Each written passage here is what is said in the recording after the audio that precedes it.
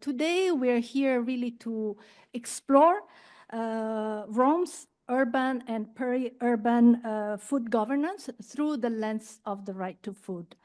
And this is a very important topic, not just because Rome, with its pioneering, with its food policy, providing also an example and following the example of many cities that are actually reorganizing their food systems around human rights-based approaches and putting right to food at the center.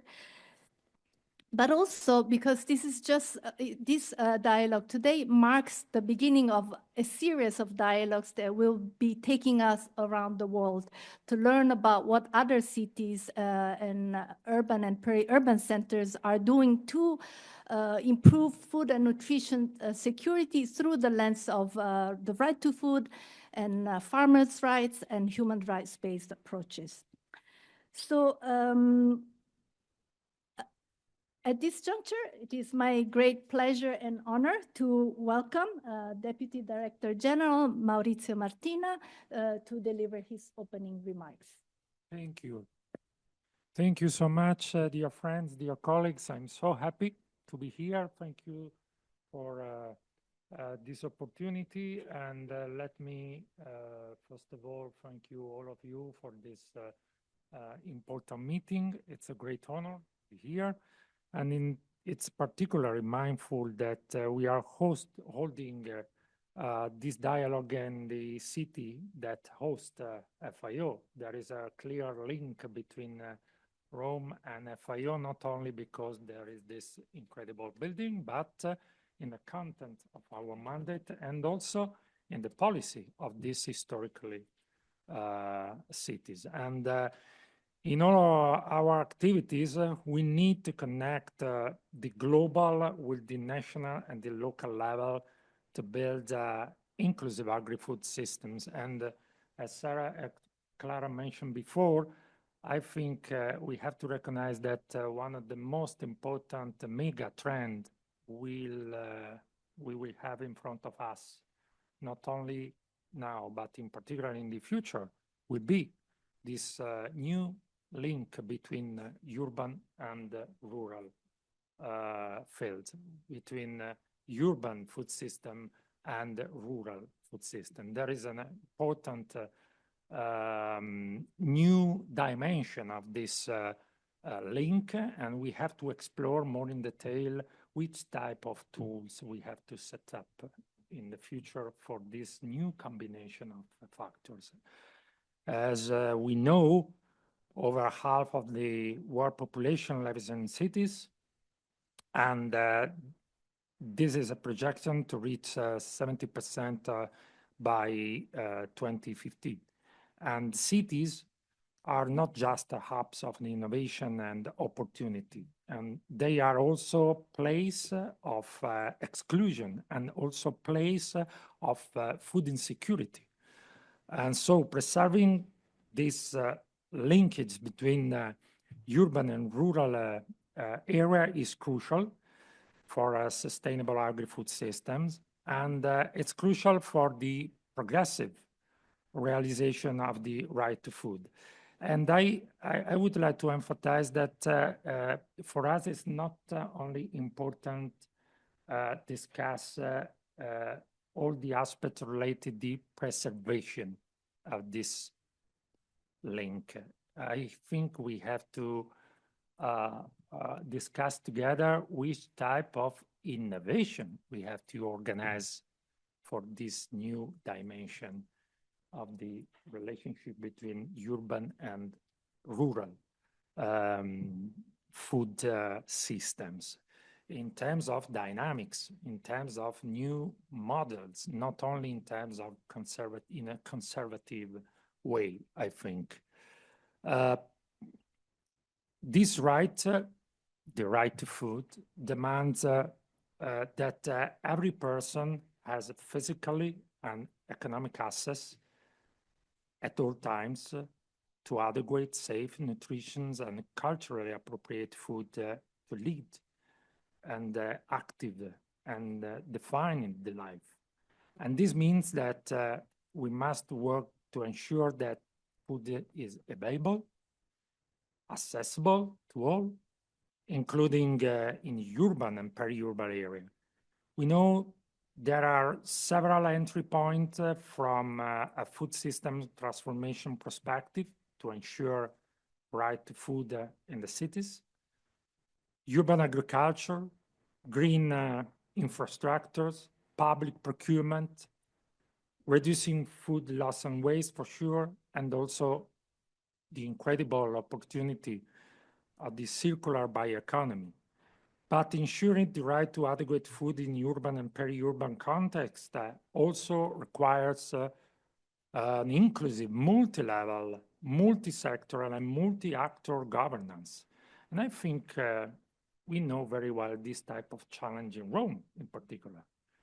This year, in particular, the Committee of the World Food Security, the CFS, focused on strengthening urban and peri-urban food systems to achieve the food security and nutrition in a context of the urbanization and rural transformation.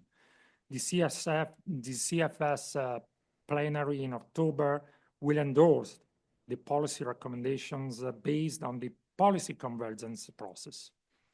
And I think it's important also to recognize that in 2015, the Milan Urban Food Policy Pact has initiated an international debate on the crucial role of local governments and shaping food system within human right-based framework. And this pact is a legacy of Expo Milano 2015 and has contributed to reorganizing the growing role of cities in developing and promoting the integrated food policies and food systems governance. Integration and coordination between global, national, and local levels ensure policy coherence and policy effectiveness. And Rome, as both as a global city and as a FAO's home, carries a unique opportunity to be at the forefront of this movement. And in particular, I would say this year, also in the framework of our anniversary. It's important to emphasize that this city is one of the most important multilateral cities in the world. And sometimes this is not clear, in particular outside this building for sure.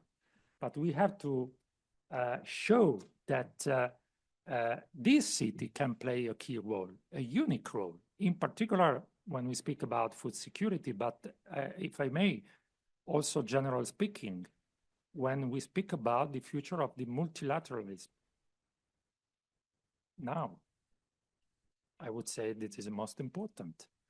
And FAO is proud to help build this bridge and facilities and facilitated this interaction between the global norms and local action, local policies, local projects, institutions and communities, first of all. And dialogues like today's are a part of our mission to spark awareness, foster connection, and help us move us from commitment to implementation, adapting right to food framework to the needs of cities and local communities, in particular beyond the event, in a day-by-day exercise outside our incredible venue. And in closing, I hope that this dialogue will help us all understand in a very concrete terms what the right to food means in our lives, what the right to food as right holders, as a right food producer and consumers, as an agri-food system practitioners. I thank you for this opportunity. I hope this is also only one of the most important steps in this journey, and looking forward to work together again also in the future. Thank you.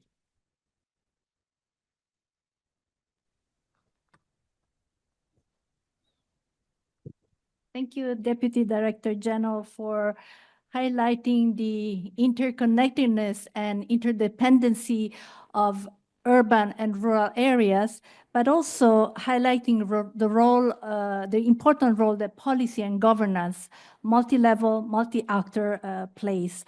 And also reminding us that putting this dialogue in the context of what is happening outside, and including discussions on multilateralisms and pushback on human rights and everything that we hold very close to our heart and to our mandate.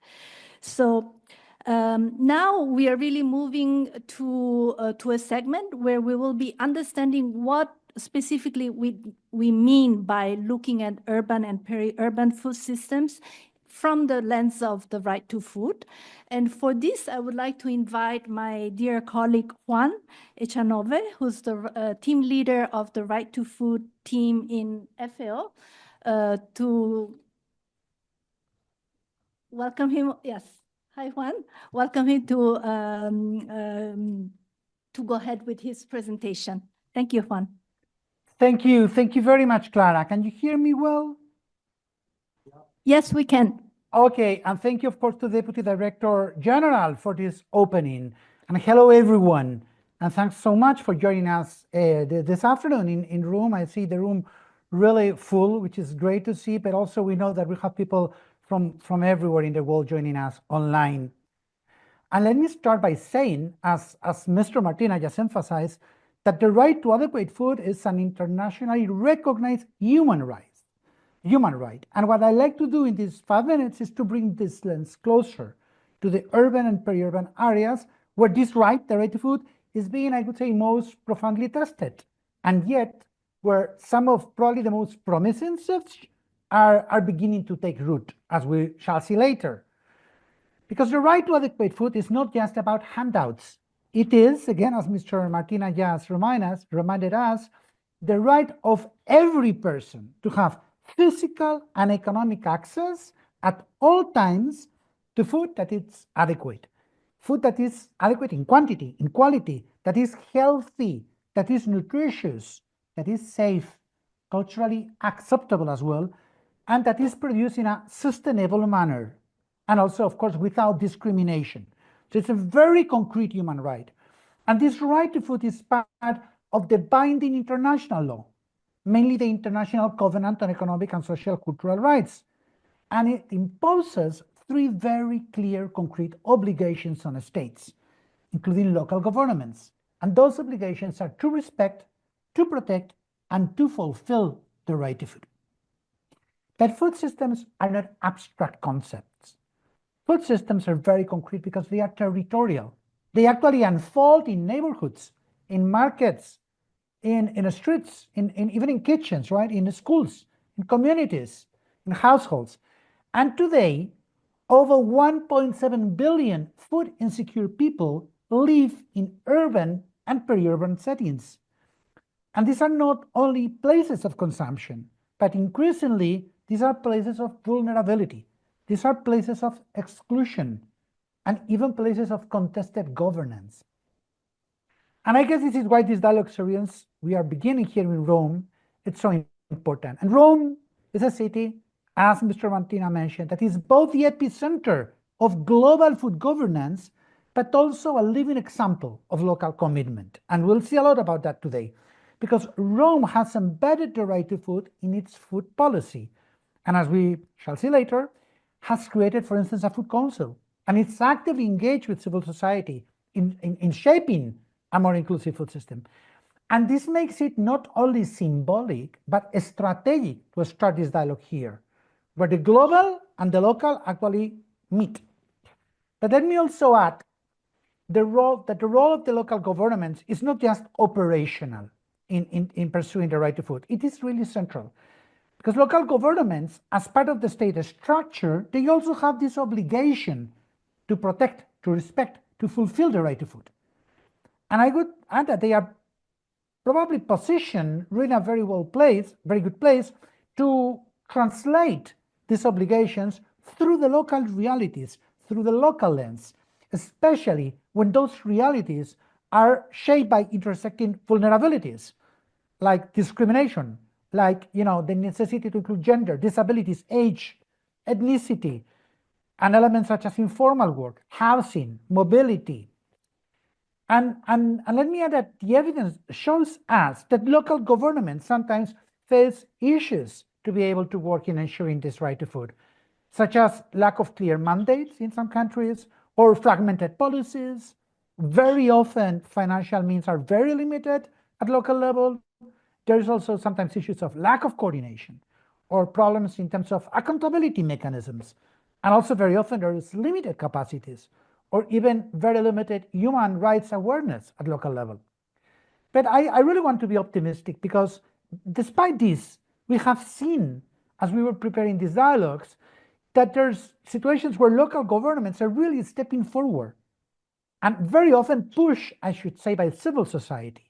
So many local governments are developing and are implementing integrated food policies and strategies which are really applied with the lens of the right to food. And this includes from integrating the right to food into municipal charters to launching participatory processes like in Rome and much more. And the right to food cannot be fulfilled, I must say, from the top down alone, nor from the bottom up in isolation.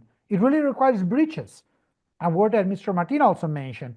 Bridges between local and regional, between regional, local, national, and the global even. And again, Rome is a very good place to start building that series of bridges. Let me also add that, as was noted in a recent report by the high-level panel of experts of the UN Committee of Food Security, we really need to adapt this rural-urban continuum lens that our Deputy Director General was mentioning, because urban and peri-urban food systems cannot be addressed in isolation, and even less in Rome, whose territory as a municipality is the biggest in Italy and one of the biggest in Europe. It's almost 2,000 square kilometers. So yes, it's a city, but it's a city with a lot of rural territory. So through this global dialogue series that the Right to Food team of FAO, my team, is inaugurating today, we will discuss how can we build local agri-food systems governance that really aligns with the right to food principles at the local level and in practice. Hence, we'll talk about things such as ensuring meaningful participation, things like applying human rights-based approaches, clarifying accountability, monitoring policies in cities, also advancing non-discrimination, including across spatial and social divides, and also embedding empowerment and dignity in urban food systems. And in this dialogue series, we will dedicate sessions during the upcoming months, each time to one city in one region of the world. So we are starting with Rome, representing Europe, but we'll also do the same for Africa, Asia, and so on, to showcase, to go deeper in addressing some of these issues, right? But today, again, we are focusing mainly in Rome experience. And we also will have some words by some colleagues here about other European cities. But this is not to showcase models that can be just replicated, but it's more like a living example, I would say, on how a city can take ownership on the right to food. So we'll listen to voices from the local authorities here in Rome, from the academia here in Rome, the observatory, and from civil society and others, sharing how they are working together. And together is key here, to translate this right into concrete policy, into practice, into participation. And this is not just a conversation. To me, for us, this is the beginning of a shared learning and exchange process, which is grounded in the realities, right, of all of us, of all the people and the people in the room, as citizens of Rome, as people living in this wonderful city that Rome is. So let me close with this. Realizing the right to food is not about perfection. It's about direction. And the direction is clear.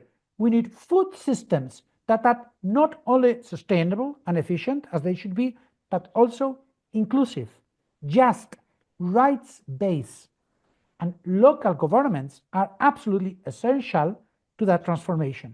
But they must be recognized, they must be resourced, and they must be supported to play that role. Thank you so much, Clara and everyone.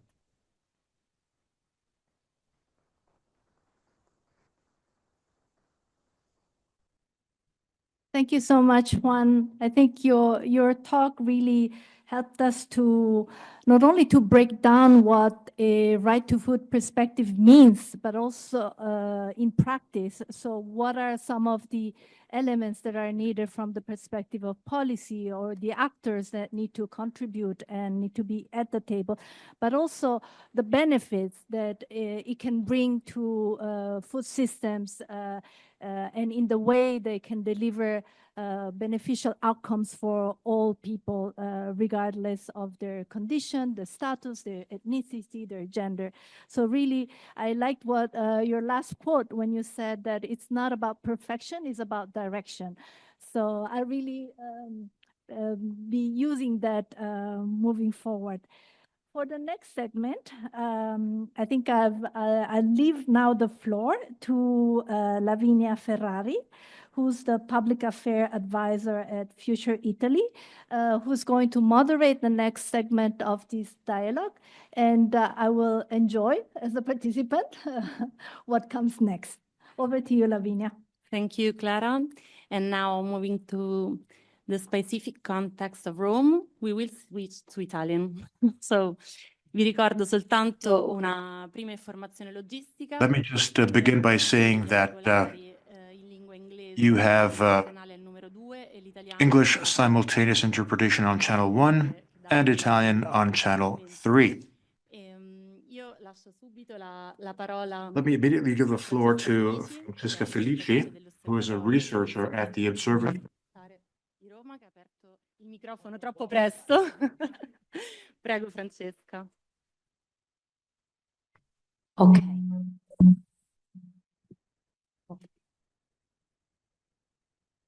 Ok, benissimo. E buonasera a tutte e a tutti e grazie dottoressa Ferrari. Il laboratorio di ricerca per cui lavoro, l'Osservatorio in sicurezza e povertà alimentare del CURSA, promosso dalla città metropolitana di Roma, ogni anno pubblica dei report annuali che monitorano lo stato dell'insicurezza alimentare e del diritto al cibo sul territorio di Roma e della sua area metropolitana. Secondo le nostre misurazioni, l'insicurezza alimentare come fenomeno complesso e multidimensionale si attesta a circa il 7,3% della popolazione della città, un dato misurato attraverso la metodologia FIES sviluppata dalla FAO. Per quanto riguarda invece la malnutrizione, in particolare sovrappeso, as far as malnutrition and overweight and obesity is concerned, the percentage goes up to 31.9%. Access to healthy and sustainable food, its economic and social access, is poor in the eastern part of the city, with difficult situations, especially for large and single-parent households. In recent years, through our constant monitoring, we've seen a worsening in access to healthy diets, especially due to an increase in prices and stagnation in income. And this is seen even in discount supermarkets, in which, according to our index, there has been a worsening of 22%. The observatory also studies the food aid system, the set of stakeholders and relations which try to deal with the issue of food poverty in Italy. According to figures, 6.2% of the population requires food support of the territory, and that is equal to 170,000 people. This aid is distributed especially through food packages. Moving on to school cafeterias, they are essential in Rome to guarantee the right to food, offering children access to healthy and appropriate food. Rome's case is considered as to be a best practice in terms of school cafeterias in Italy, because it uses organic food, local food, it promotes health, it respects cultural diversity and sustainability. Now, every day, meals are given to some 150,000 children, for a total of 30,000 meals every year.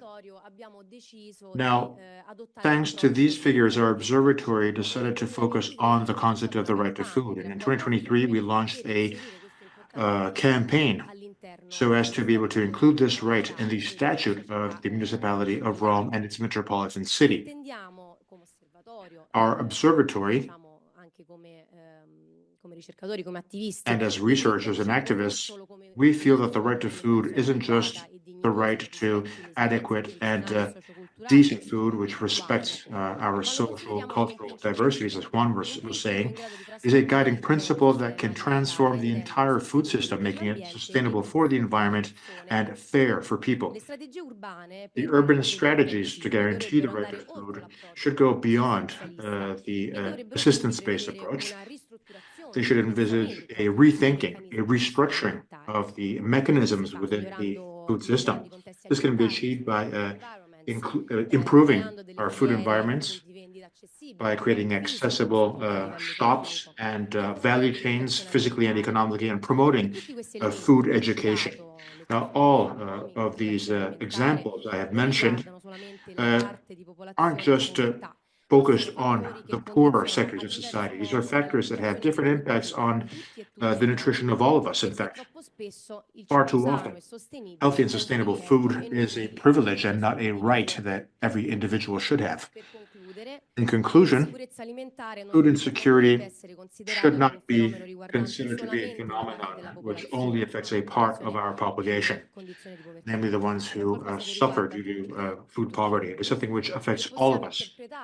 And we can interpret this fundamental right, the right to food, as a founding principle that can guide the transformation of the entire food system, making it more fair and more accessible to the entire population. Thank you. Grazie.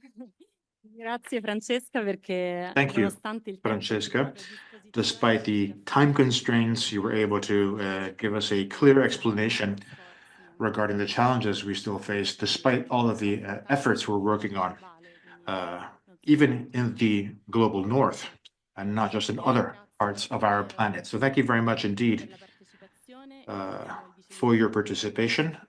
And we'd like to ask the Deputy Director General to stay with us if he can.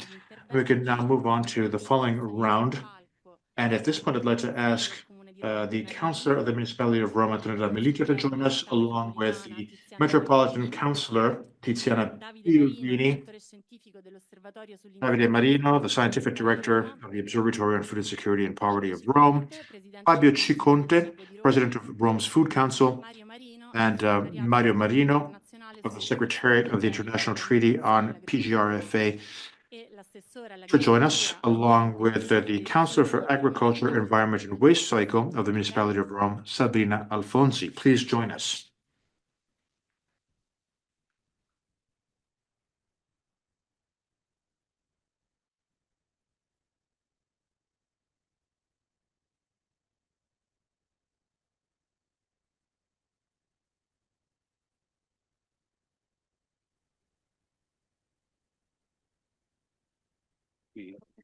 Ok, hanno fatto uno switch. Possiamo magari...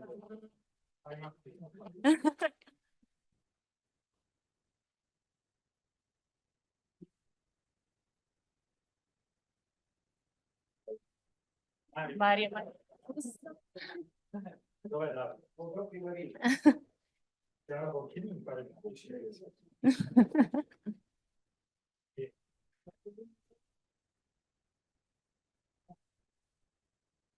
Eccoci, ci siamo tutti. Io mi scuso sin d'ora se vi interromperò. And I apologize.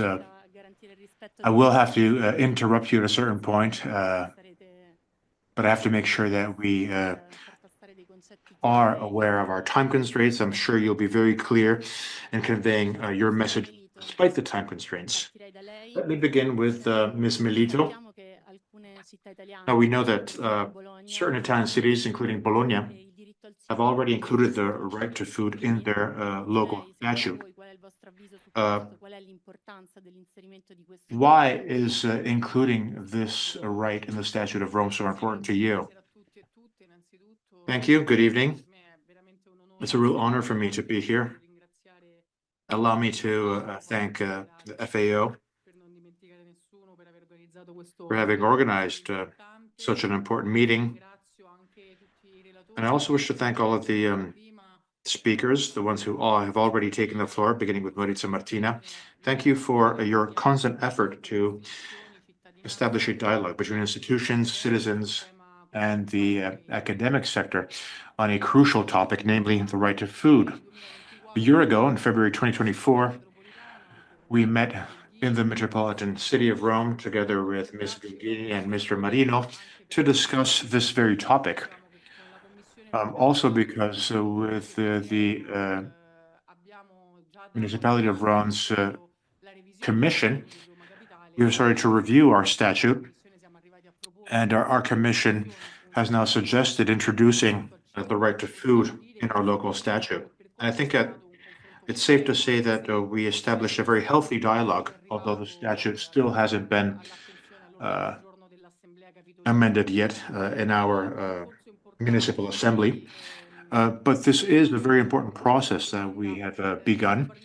And when it comes to the question you were asking, the right to food is a very important issue, and it doesn't only include nutrition. It's also a matter of dignity, health, and social justice. It's also linked to our environment, the future, and sustainability. In a world in which over 150 million people suffer due to hunger and huge amounts of food go to waste, this is something unacceptable. And even in our cities, even in our neighborhoods, we often have to choose between paying the bills and eating good food. Unfortunately, Rome, which is a very large city, but also some rural areas, and it too has to deal with this terrible paradox. We also have a situation in which we have extreme poverty conditions. Every day, thousands of households cannot have access to healthy food, and they have to turn to not-for-profit organizations who support them very well, in fact. But they cannot replace our local institutions. That's why we have decided to continue working, and that is exactly what Councillor Alfonsi is doing. We don't want to have an emergency-based approach. The choice we have made is to be structurally responsible in what we do. And therefore, we feel that including the right to food in Rome's statute is important, not just because it is a legal formula. We think that this is a major political message. It is a way of recognizing food officially as a real human right, as a universal human right. And it is also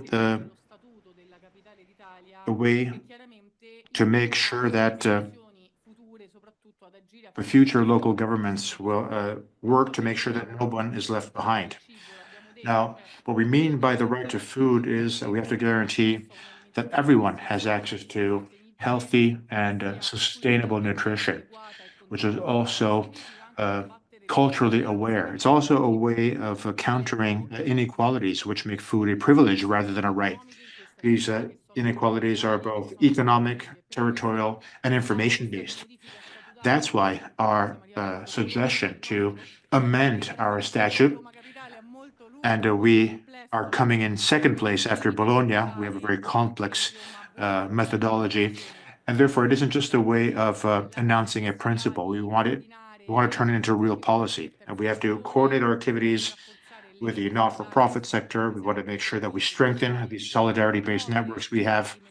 We want to promote local and fair and environmentally conscious food chains. We also want to educate students so that they can become aware citizens. We want to counter food waste, beginning in our school cafeterias. And we want to promote our local population's food security. We have already started working on all of these topics, and I'm sure my colleagues will be mentioning the many projects we are currently working on, including the Recupera Roma project, which also works with associations wishing to reduce food waste. We cooperate with local food markets to collect food and give it to those who can't afford it. And in April 2023, in our local assembly, we established the Food Council. I'm sure Fabio Ciconti will be mentioning this later. It is a way of promoting the right to food in our city as a way of promoting inclusion and well-being and sustainability. Now, all of this is summarized by the word right, because once we include a right in our statute, there is no turning back. It becomes a non-negotiable commitment, which makes sure that administrations can commit to improving things constantly without overlooking anything. And I think that this is extremely important from both a symbolic and practical point of view here in Rome. This is a right that the city of Bologna has already included in the statute. And therefore, Rome, which is a hub for solidarity and environmental awareness, cannot be left behind. We can become a real benchmark, both in Italy and Europe. We're committed to doing all this, not just politically, but also because it is something which is the right thing to do. We want to guarantee freedom, equality, and the right to participation. So thank you. And only through shared policies, and only if you really listen to the needs of our citizens and involving all of the stakeholders in both the private and public sector, with all social stakeholders, will we be truly able to govern a city in a more humane and fair way. Thank you very much indeed.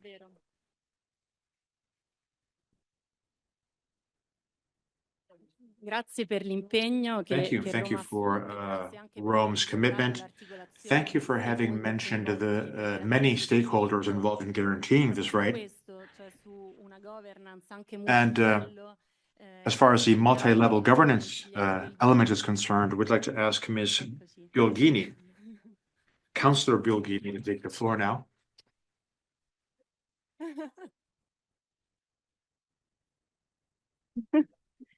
Ormai con la digitalizzazione prendono.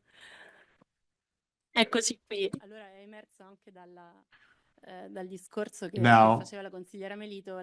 As Councillor Melito was saying, there are plenty of stakeholders and multi-level competencies included when it comes to the topic of the right to food. From your point of view, how can we be as effective as possible in coordinating these various governance levels on the national, municipal, and metropolitan level, and how we can promote cooperation between agriculture, the social sector, and the health sector so that these food policies can be implemented in a very effective way?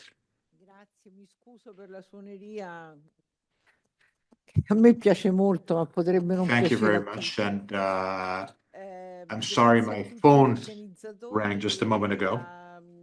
Anyways, thank you to the organizers, thank you to FAO for giving us the opportunity to hold this very important debate, which is also a way of summarizing all the things we're doing. I'd like to link the concept of the right to food to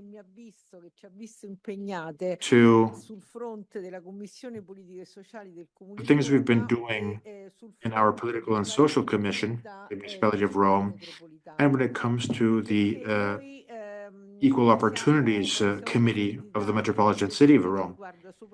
Now, we began our activities by countering poverty and by focusing on social and environmental justice. Now,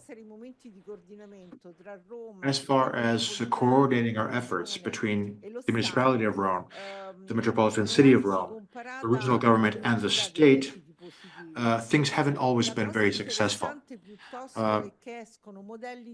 What is interesting to note is that through our debates, different systems, different methods emerge, and that is stimulating. I was discussing the topic of solidarity-based shops together with Councillor Marina earlier.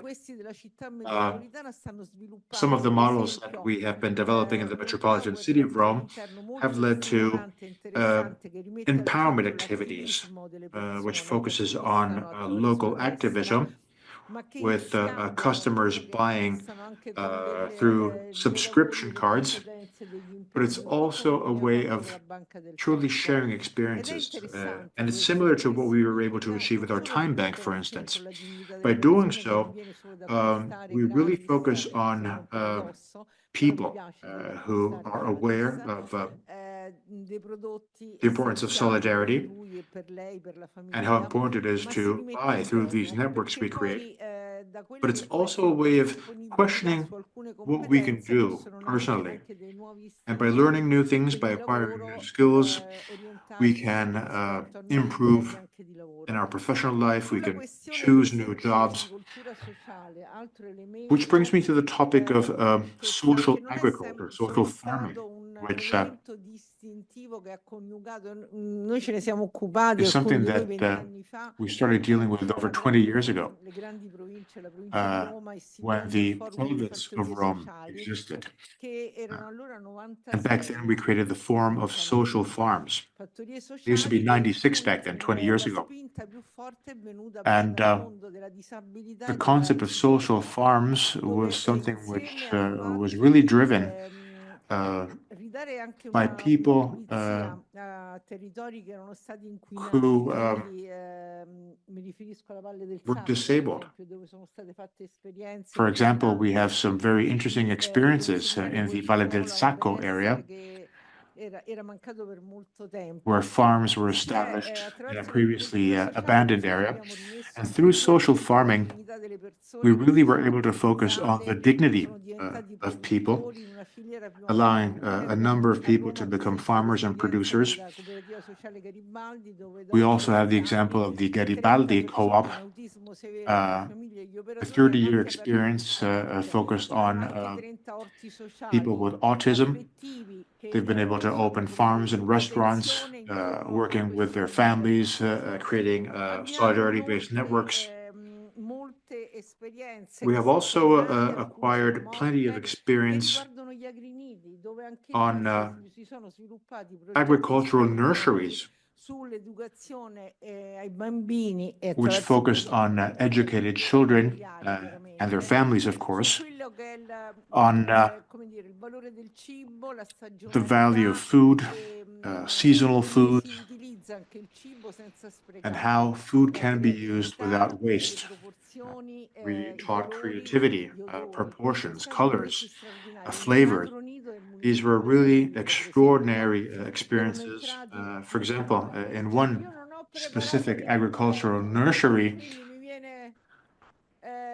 in a municipality that Miss Melito worked in, I remember an extraordinary project on the link between plants, food, and animals. And I remember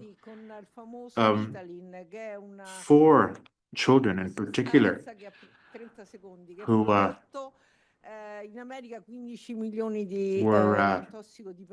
receiving Ritalin. They were under medication. And through this agricultural nursery,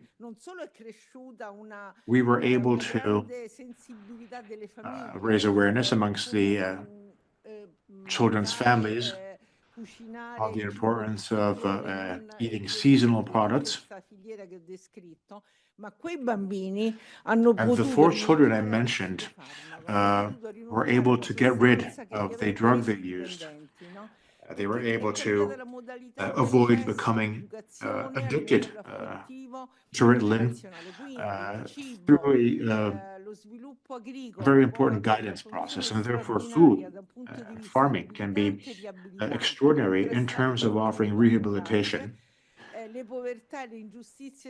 And we also have to remember that combating poverty and malnutrition also means countering a number of medical conditions in our poorest neighborhoods, including the eastern part of Rome, as we mentioned earlier. Thank you.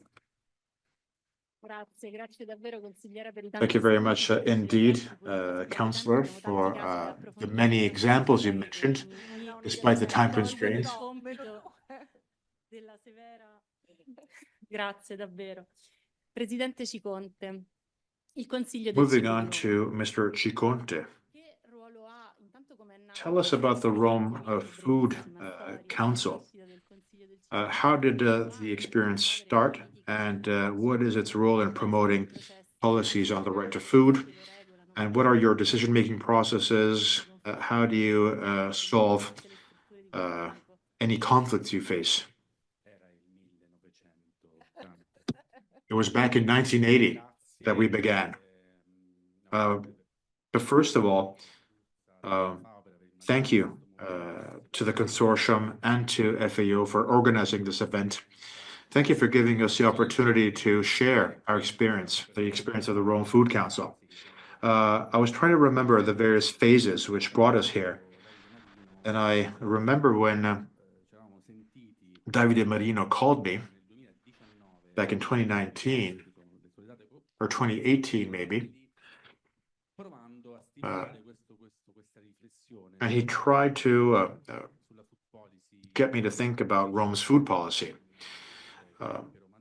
We got together with him and with Giampiero Mazzocchi and with all of our colleagues, and we tried to draft an initial document towards Rome's food policy. And based on that initial document, we started involving a number of other stakeholders. And it really was a bottom-up approach. We began with some 50 stakeholders, including the not-for-profit sector, activists, researchers, operators in that sector. And I'm sure you can appreciate the complexity of the process. And we wanted to make sure that an important, big, and complicated city like Rome, we felt it really needed a food policy, a food plan. And we wanted the city to communicate with all food stakeholders in the city, which led to an initial deliberation in 2021. This was during the Virginia Raggi government. And then later on, with the current mayor, in 2022, a second deliberation was passed, which led to the creation of the Food Council. And at that point, the local government, the local municipality, decided to really get things going in terms of how important food and agriculture is for the city of Rome. So let me take this opportunity to thank Sabrina Alfonsi and the entire municipal government for everything they've done. I also want to thank Councillors Melito and Bilghini for their commitment. When it comes to defining the food a certain city consumes, we know how important that is in terms of organizing food production in the surrounding areas. So our food council basically is a way to stimulate food policies for our city. Our goal is to take into account all of the various food components in the city. Our council is currently made up of 150 stakeholders who are very different. We have activists, we have food operators, including farmers, agricultural organizations, civil society, academia, which means that we bring together many different points of view. And our role is that of striking a balance between these different points of view so that we can achieve progress. We all have to take a step back. We need to open our minds. I was appointed president in 2024 because I represent an association called Terra. And our association too had to take a step back and try to open our minds so that together we could achieve some positive food policies. Our ultimate goal is to achieve a food plan for the city of Rome. Currently, our food council is based on a number of different working groups. Their ambition is to try to stimulate the local government on a number of issues,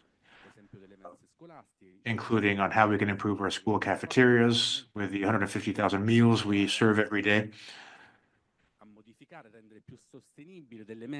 And that requires making our cafeterias more sustainable, despite the fact that they already are very sustainable, which leads us to an internal debate. And that internal debate, I think, is already a success because it makes us think more about food. It gives us a different point of view on many things. It brings environmentalism into the picture. meaning that the less meat we consume in our school cafeterias, the better it is for the environment. And of course, when it comes to students, the topic of meat and animal protein is another very interesting topic. Therefore, I believe our Food Council is facing a major challenge, which has only just begun, which is that of striking a balance between the two main elements we have to consider in this day and age. On the one hand, we have accessibility, and on the other, we have sustainability. When it comes to food sustainability, we also have to keep in mind that there is a link to social, environmental, and economic sustainability. And then we also have to take into account the topic of accessibility.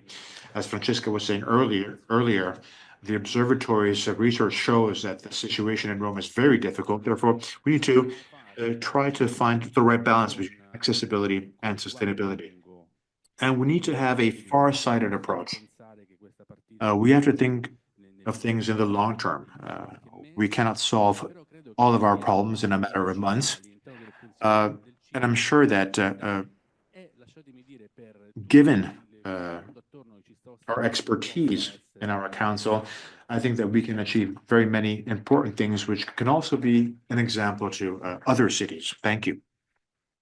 Grazie Presidente anche per l'impegno che il Consiglio del Cibo sta portando avanti anche con altre sfaccettature rispetto anche a quello che era già emerso, ma richiamando a Juan il tema della direzione, del tracciare la traiettoria e cercare di far convergere tutto verso lo stesso obiettivo. Quindi questo è un impegno condiviso.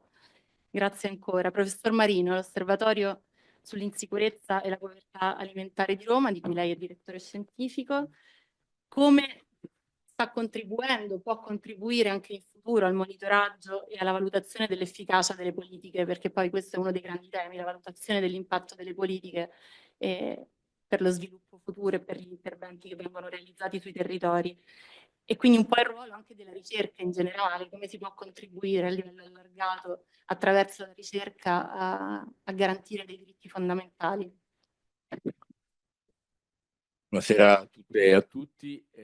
Afternoon, Grazie everyone. alla FAO, I'd like to thank FAO Maurizio Martina and e alla Deputy Commissione Director di General Cibo, Maurizio Right Food Martina di Juan e Cianova and per avere reso possibile Juan's questo incontro di team strategia. and division. Thank you for making this meeting possible. I think it's really important because of the discussion actually that's unfolding. I also would like to take this opportunity to thank all the researchers and investigators at the observatory because they do a very important job. We produce data, we generate knowledge, and today this is certainly not a trivial thing. Let me digress briefly by saying that we're going through a difficult time. I mean, we see this in the papers and we see television, and we're told that research is totally under attack. On a global level, at different levels actually, but on the one hand, this is happening globally, but also from the bottom up, because we see that through other information channels, we are inundated with fake news or dubious news. So I think that the role of research is paramount in this area too, because I really do believe that without research, we would not be able to tackle thorny issues like the right to food and adaptation to climate change and innovation, which food systems really direly need and without which we cannot continue to exist. I think this is a really relevant point. Also, I do hope that in a century or two, in history books, the year 1972 will be mentioned because the Club of Rome at that time published a report that was a turning point at which research and science communicated to society globally that there were certain problems that needed to be tackled, and indeed we're still facing them today. because they haven't been successfully tackled in the past 50 years, and that's why we are coming up against them right now. So I think that research is crucial because it helps us to analyze requirements and deficiencies and gaps economically and in terms of right to food. Not just in this phase, because right now, of course, in this phase, we can support the design of policy. It's useful now, but as said several times, it's important because of its monitoring and assessment role. The Japanese founded total quality management as a concept, which is comprehensive. We think of a product, we think of a policy, we see what happens, we evaluate and monitor these processes. And this circular trend allows us to move towards continuous improvement. So the work that the observatory engages in is precisely this. It seeks to provide data and generate knowledge in order to improve policies and in order to improve the capacity of every actor to contribute to change, to this positive change. Let me conclude by referring to something that was talked about earlier, the food policy of Rome and the food plan. I think that the food plan ought to start out with a vision. We know that deliberation number 38 or actually was based on 10 goals that Fabio Conte talked about. But above and beyond these goals, I think we need a vision for the food plan. And the right to food necessarily needs to be the point of departure and the vision that will forge, that will shape the food policy. This is a question that I'm throwing out there to everybody. And of course, as universities and academia, we're already collaborating, but of course, we stand ready to work further and more closely with the local government and civil society in drafting a food plan that enshrines the right to food as the foundation of its vision. Thank you. Grazie, Professor Marino. Abbiamo acquisito anche l'impegno. Thank you, Professor Marino. Now we've got the commitment of academia and the research world in the drafting and design of food policies. But let's go back to the international level by giving the floor to Mr. Marino, Mario Marino, who is a member of the Secretariat of the ITPGRFA, especially Article 9 of the treaty, because it protects farmers. What might be the concrete actions required to guarantee the right of farmers in decision-making processes and policies that are implemented? Thank you. Thank you very much, Lavinia, and especially thank you for inviting me. We're back here in FAO, and I'm glad to have heard the opening remarks of DDG Martina.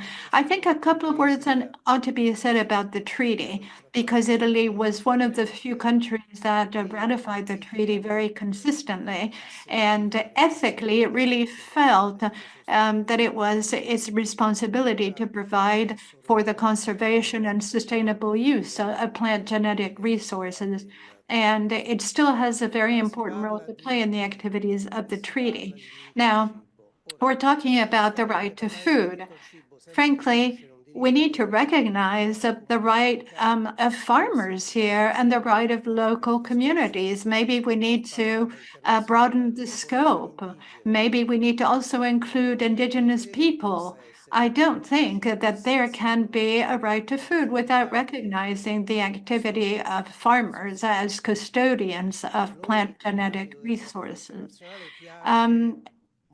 We at the ITPGRFA always like to remember that everything begins with a seed, and so facilitated access to plant genetic resources and the possibility for farmers to be defined as stewards. The food plan, which I hope will not be confined to Rome alone, but will become a benchmark in other cities and rural areas, might make the difference. The right of farmers include three main dimensions. One is their possibility to be able to preserve their local heritage and knowledge. They also need to be enabled to contribute to decisions that are made locally. I would like to echo what some other panelists said, and indeed say that Rome is very much at the forefront. And I know that the small farmers really do make the difference. In the city, we're talking about a city of one of the greenest municipalities of all, in spite of the population pressure. So personally, as an Italian citizen, but especially as a representative of the International Secretariat, if you ask me about concrete actions, well, I would very much like that within this plan, the food plan, there were explicit reference to the International Treaty for Plant Genetic Resources, and especially farmers and local communities. There are farmers at different levels. FAO probably is best placed to represent the voice of farmers in different fora, and it's a technical and political platform, as is the international treaty. So this is a request that I'm making here, and I hope that the various policymakers, the advisors, and especially those that will draft the plan will consider my request. Thank you. Thank you, Mr. Marino. We have taken due question now. We will hear from the experience of other cities and experiences in Europe. We'll begin with Vicente Domingo, who's connected from Valencia. Vicente, can you hear me? Oh, yes, we can. Okay. Thank you very much. First of all, thank you very much for inviting me in this wonderful meeting. I will be very quick, less than 3 minutes. Okay, so first of all, thank you very much, as I told you. The case of the city of Valencia. Valencia has undergone a positive transformation since it started the dynamic linking between improvement and local food systems. It was particularly significant to be part of the group of the cities that founded the Milan Pact. And I will say 3 phases in this wonderful strategy. First of all, we saw how these issues are very common in whatever the cities, because it tracks many different policies. You know, I remember health, childhood, tourism, gastronomy, neighborhoods, urban development, public procurement, with climate change, food waste, many different. So we saw the strength and the capacity of local public policies. Local councils have the ability to capillarize strategies, and it has the ability to arrive to every corner, to every neighborhood. It is fundamental because it connects families, connect with communities, with all citizens. Other institutions, public institutions like ministries or regional, has not that ability, and we have.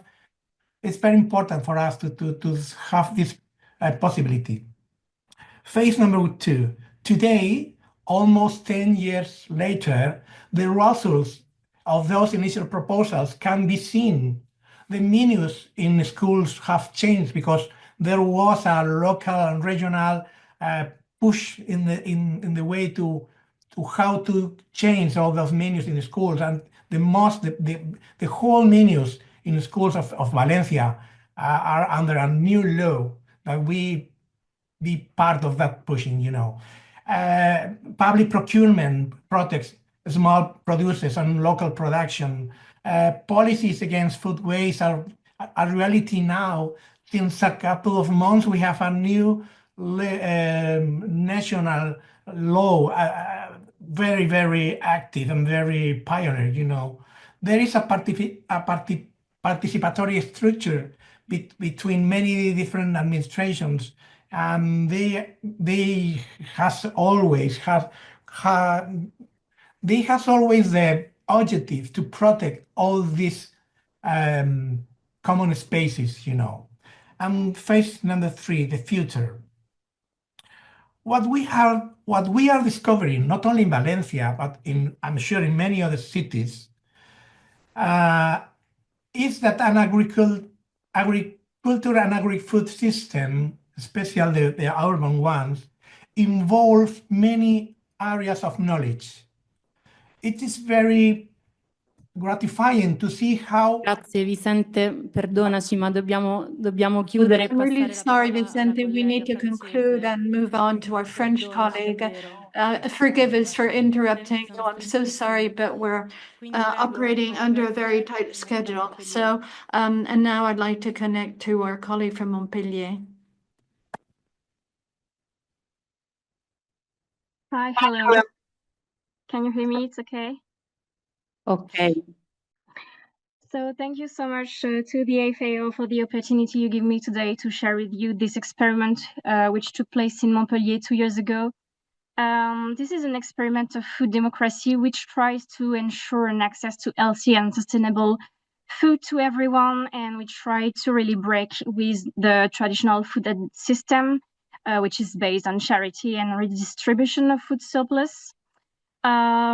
This experiment is driven by civil society, but also supported by local governments and studied by different research teams here in Montpellier.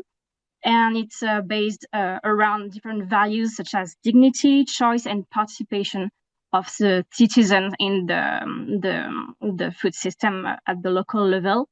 And in practical terms, this is a shared. This experiment is we call it the Common Food Fund. This is a shared budget with around 400 households here in Montpellier, which contributes each month according to their economic resources. From €1, this is a minimum if you don't have so much money, but you can give a lot more if you can. But no matter how much you contribute to this fund, you receive the equivalent of €100 each month to buy food in places that have been selected by a citizens' food committee on the basis of different criteria, such as the quality of food, ethics, and practicality, for example. This Food Citizen Committee is really the democratic heart of this experiment because it collectively decides of how people will contribute and what will be the network of places integrated in this experiment. It is composed by 50 people coming from different socioeconomic backgrounds, and half of these people are affected by poverty. So the idea was very to give and to empower the people who usually are very far away from it. And the aim of all of this is to try to implement the health social security we have in France with a food component. And yes, this experiment is one of the many experiments we have in France of food social security. And yeah, what we can say today that it really matches the different human rights principles, such as participation, non-discrimination, transparency. And yeah, we will continue to study this and give proof to all national governments to try to implement our system and our social system to make food a really operational right in France. Grazie mille Marie, un saluto. Thank you very much, Marie. All the very best. And joining us from Turin is Maria Bottiglieri. Buon pomeriggio a tutte e tutti. Grazie Good afternoon, davvero everybody. Roma I wish to thank the municipality of Rome and FAO for having involved the municipality of Turin in this discussion. In a couple of minutes, I'll try to mention the fact that the city of Turin included the right to food in a statute in 2016. It was a very lengthy process because amending a statute is a very complex process and it requires plenty of time. Ma su questo vorrei anche evidenziare la positività dei tempi lunghi della partecipazione. Let me also say that when it comes to democratic participation, allowing for things to be done with an adequate amount of time is healthy. It is something democratic. We need to make sure that all stakeholders who believe in this right are involved. The municipality of Turin, despite a 10-year process, still hasn't created a proper food policy. It still hasn't created a structured food council, although we have launched a series of programs inspired by the concept of the right to food. And these projects include the right to food both as their starting point and as their ultimate goal. The important thing ultimately is that in cities, everyone can have the right to adequate food. And therefore, allowing for the right amount of time to be used is essential. 30 secondi, meglio. I have 30 seconds left, apparently, but let me just underline how important it is for a city to take into account the right to food. The right to food is a special element in all parts of our local administration, in education, in social services, in the economy and tourism. All these institutions can be involved. And therefore, it's important to include the right to food in our local government actions. Also as a way of taking stock of what our shortcomings are. When it comes to including the right to food in our city statute, for instance, we are also trying to include kosher and halal menus in our school cafeterias. Now, in Turin, as in other Italian cities, it was already possible to have access to meat, which was in line with certain religions.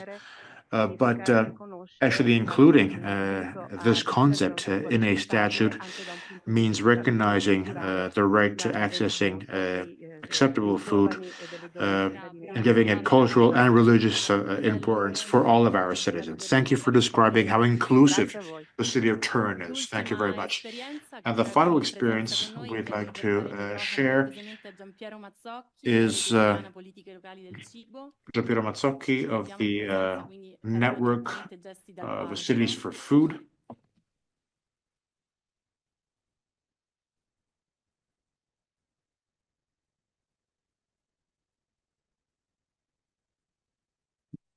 Apologies from the interpreters, but we're not getting any sound.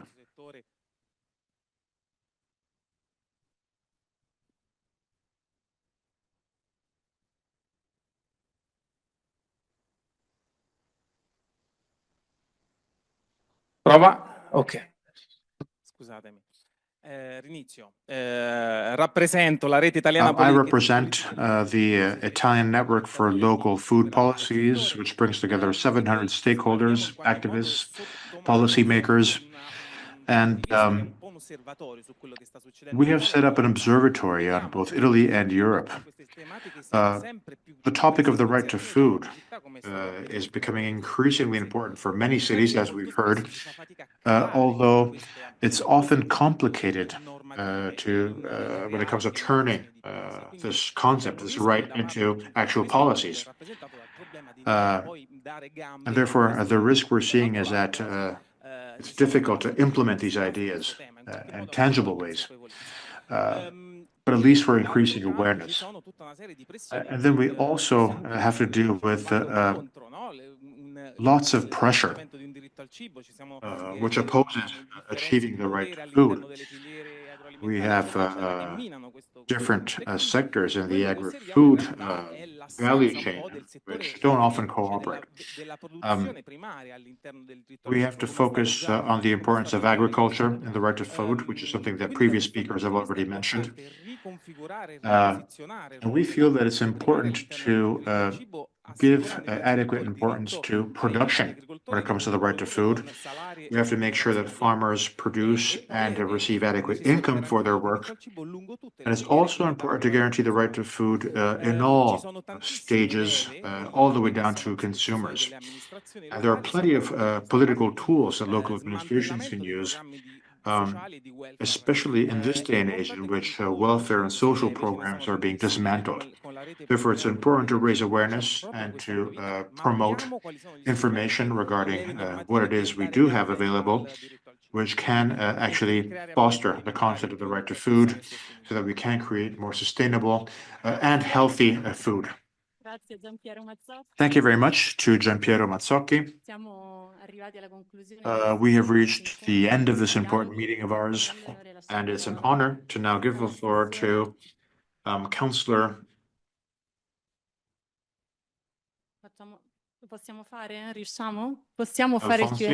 Or maybe we do have a few minutes for Q&A. Before that, yes, we do have a question. Good afternoon. I have a comment more than a question. My name is Guido Sattini.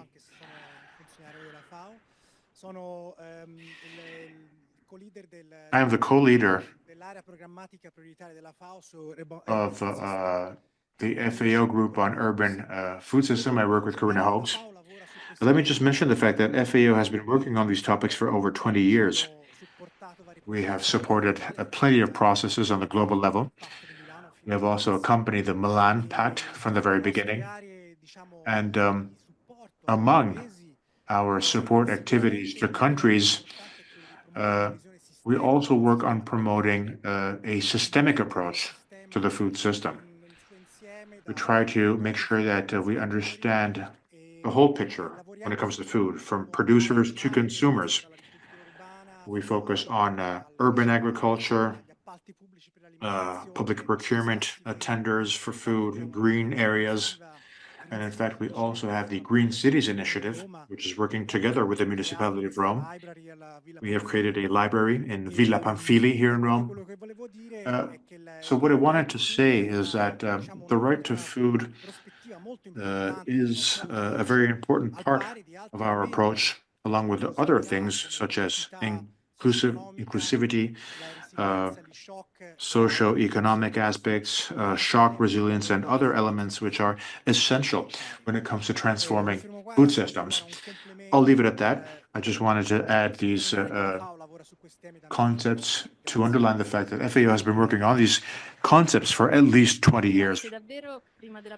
Thank you very much. And before we take another question, I'd like to give the floor to Giustino Trincia, who represents Caritas. Thank you.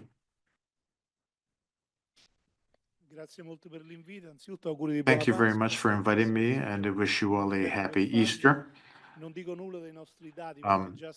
I won't mention any numbers since the observatory in Rome already mentioned some figures. Let me just say that when it comes to the households we meet, and these figures refer to 2024, 70% of the households we meet ask for food. They ask for us to help them in terms of obtaining food. I think that is an important element. I think this is an opportunity to discuss these issues and analyze things. Now, We urge everyone to change our approach when it comes to offering food support, food aid. We have to focus on listening to people and to households so that we can help them to emerge from a situation they are dependent from. When it comes to food security, we also have to deal with the topic of inequalities, and we have to deal with the root causes of inequalities. Too much poverty. There are plenty of responsibilities on many different levels when it comes to that. And let me also mention the role of politics and public governance. We cannot replace public governance. But what we're seeing in Italy, in Europe, and worldwide is that the right to food is often overlooked. The right to food also has very strong links to education, local production, the environment, and we have to work to train local operators because we need to work to achieve good, and we need to know how to do that through training and education. Thank you very much. Thank you for sharing this insight with us. We have another request from the audience. Thank you, and I'd like to thank all of the speakers. My name is Andrea Cola Franceschi. I belong to an international organization based in Brussels.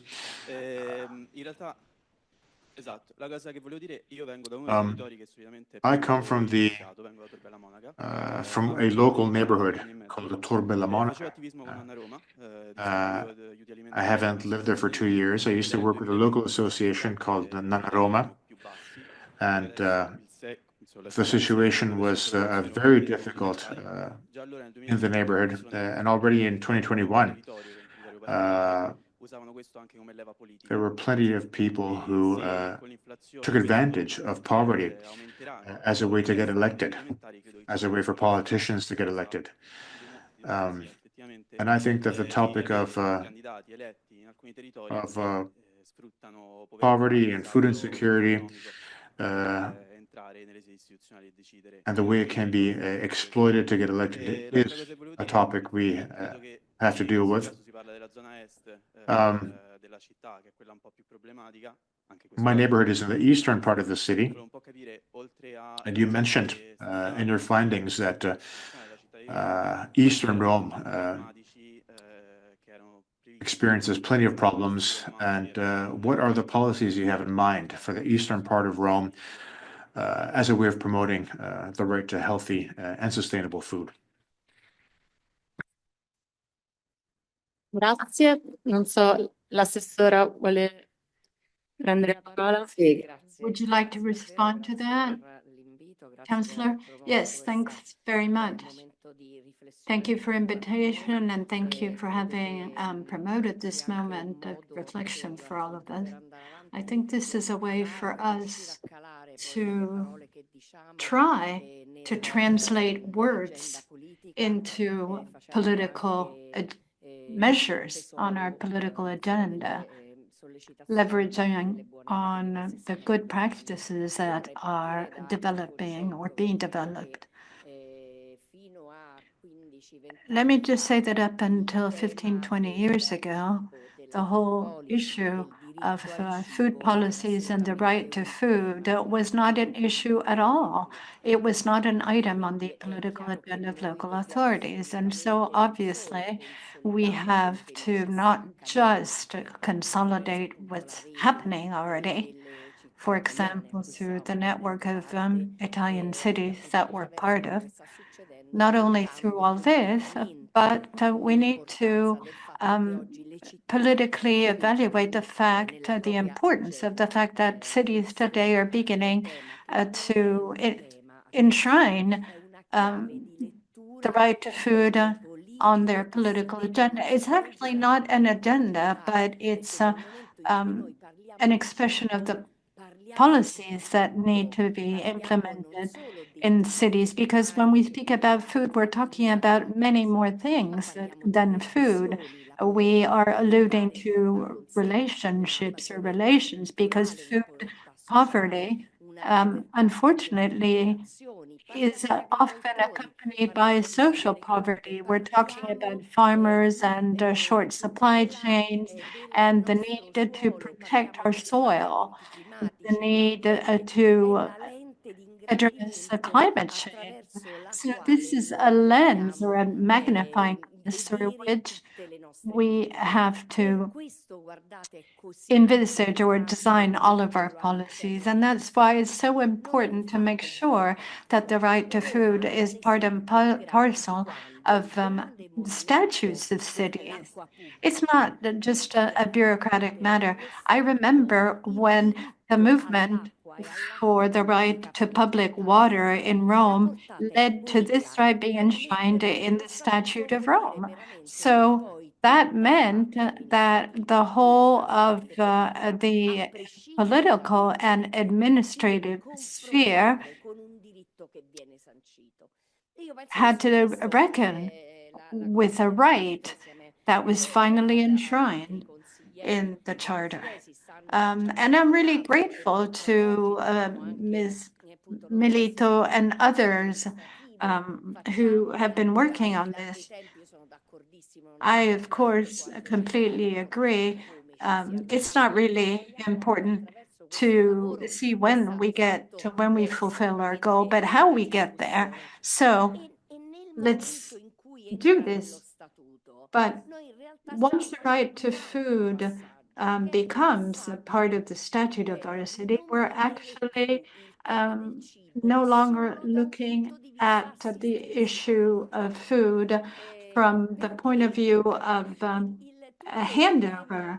We're not considering it as something that we are handing over as alms, for example, because sometimes local governments have gone along with this. There was Maria Kosha, a great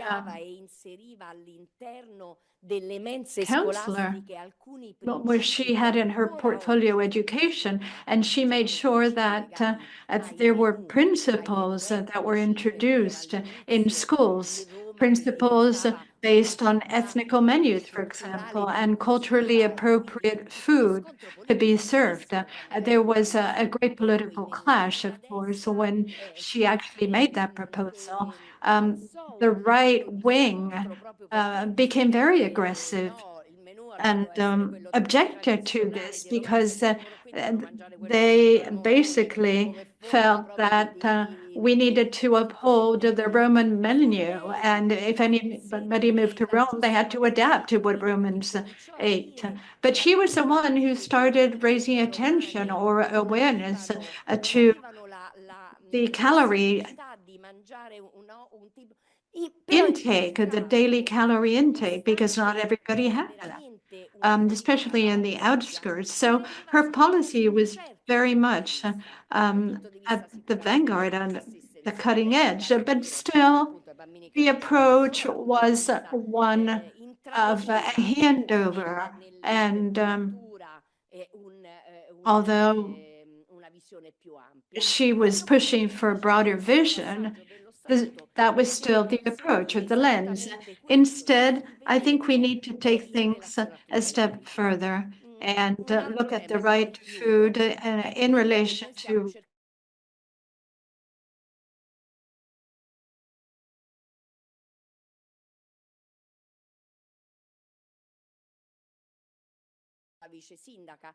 have a situation in which a deputy mayor is responsible for food and the right to food.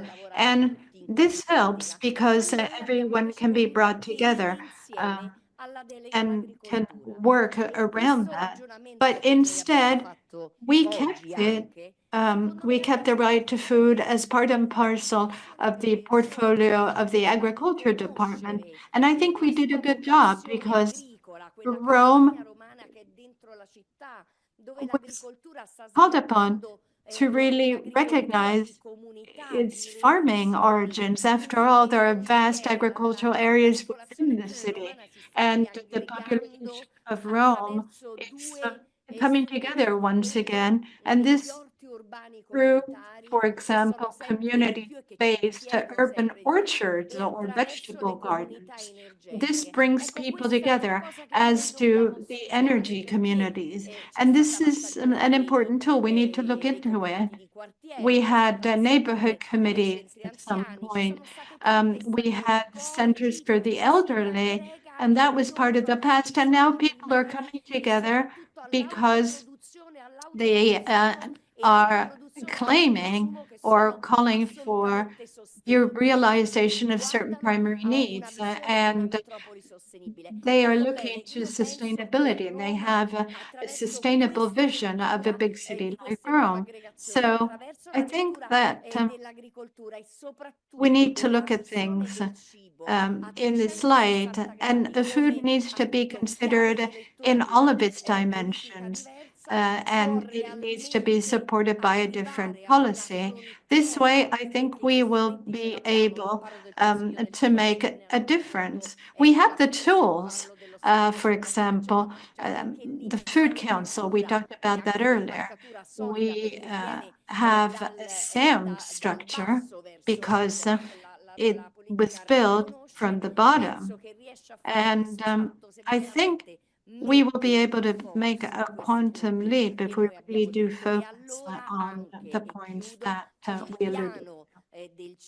And let me conclude by saying that the food plan needs to be conceived through this lens, not just seen as a tool for distribution and consumption of food, but as a political leverage. Thank you. Grazie a Sabrina Alfonsi, assessore all'agricoltura, ambiente e ciclo dei rifiuti di Roma. Thank you, Sabrina Alfonsi. Thank you, of course, to the DDG, Mr. Martina, for being with us. Thank you to all the panelists and to FAO and CURSA for organizing this event, which really saw the convergence of the commitment of different institutions for the realization of the right to food, not just to what else. This is a preview of a graphic depiction of the event, and it will be shared with all participants, both who were here with us and people who were connected online. Thank you, Margherita, for actually having designed this. And thank you all for your attendance. See you soon.